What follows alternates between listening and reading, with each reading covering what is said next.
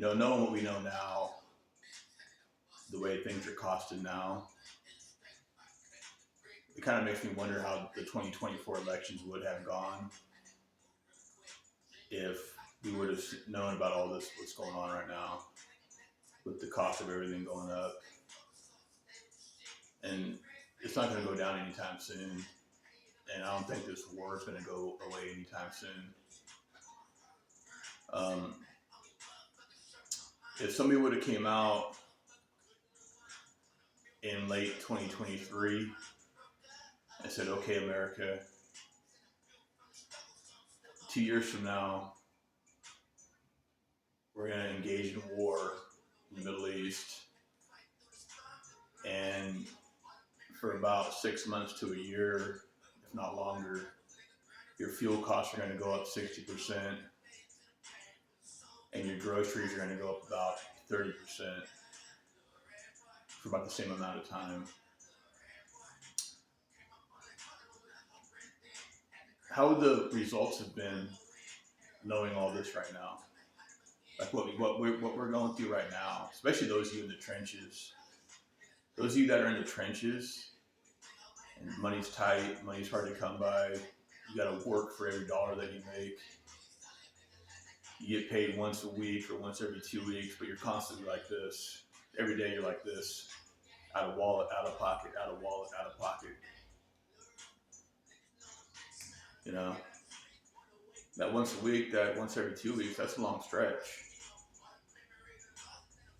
And, it kind of makes you wonder how the results would have been. And if they would have came out and said that, and then the other side say, well, we're not going to go to war, it would have really changed things. I would still vote for Trump because I think for what few options we have as a whole, as far as like eliminating terrorists, I think Trump's the one that's got to do that. Trump's the one that's got to knock that, be the knockout punch on terrorism. I'm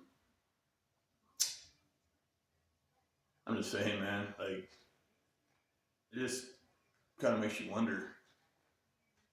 Because for a lot of you, money's hard to come by. That's one thing a lot of you have in common. Doesn't matter who you vote for. If money's hard to come by, money's hard to come by. And just that alone could persuade your vote. And if a lot of you, if you would have known about this, like what you're going through now, your vote may have been different back in 2024. And things are changing. Things are changing every day. I think we're coming out of the traditional police state, and we're going to be going into a military state. I'm talking like after 9/11, America kind of went into that police state culture, and I think right now we're entering a military state culture. And the web of this whole thing is, we're kind of seeing some strange stuff. I know I'm seeing some weird stuff too, like especially online, like on YouTube. I was watching YouTube the other day, and this channel that I've been watching this channel off and on for at least the past few years. I'm not going to mention his name because I don't want it to sound like I'm starting shit or talking shit about the guy, but he's a former professional heavyweight boxer. He's a Trump supporter. He's got some interesting shows. Like, he brings on people that got some interesting stuff to say. I'm watching this show, and it's the first time I noticed it. It could have been this way for a long time, but it's the first time I noticed it. And like I said, I've watched several of the shows. And he,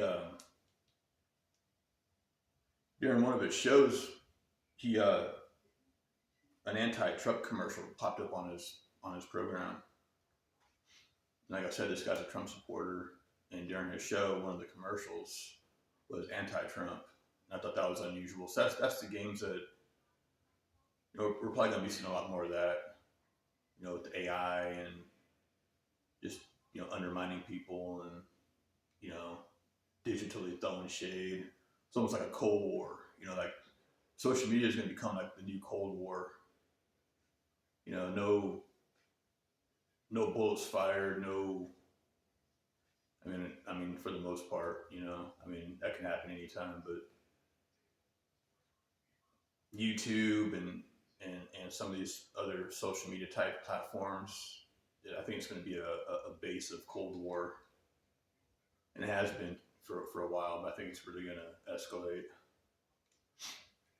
For example, they're going to throw anti-Trump commercials on your channel if you're a Trump supporter, and I've already seen that. So how more common is that going to get? But yeah, this war ain't slowing down anytime soon, man. And that's why it kind of had me thinking, because if you go back, I want to say mid to late 2023, I call it drone night. Remember they had drone night when Iran shot like 500 to several hundred, if not thousand, drones towards Israel. Because right before that, Israel had knocked out some of Iran's leaders. Since then, Iran had been taken out. Major Iran leadership, and it's personal now with Iran. It's not going to slow down anytime soon. You don't hit a country's major leaders and then expect them to just, okay, it's over. It's not going to be over.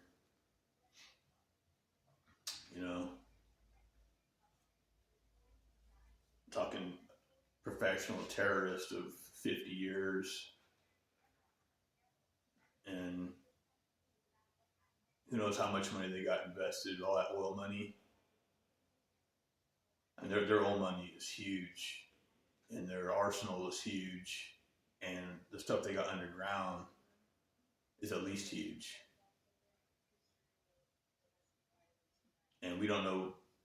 I don't believe. I mean, some of the higher U.S. military might know what they have, but I think like your average person has no idea how much firepower that Iran has underground. They could probably melt each country a couple times. I'm surprised we're not seeing. I'm glad we're not, but it can get on and cracking at any time. I think with them guys, like seriously on and cracking, and they have a lot of it. That's why Trump had to jump on them, because I think they were getting the itchy trigger finger. It's the only reason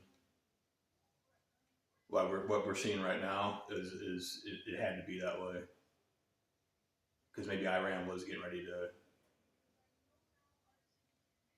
push some buttons, and then you're out there breathing fumes and not even knowing about it.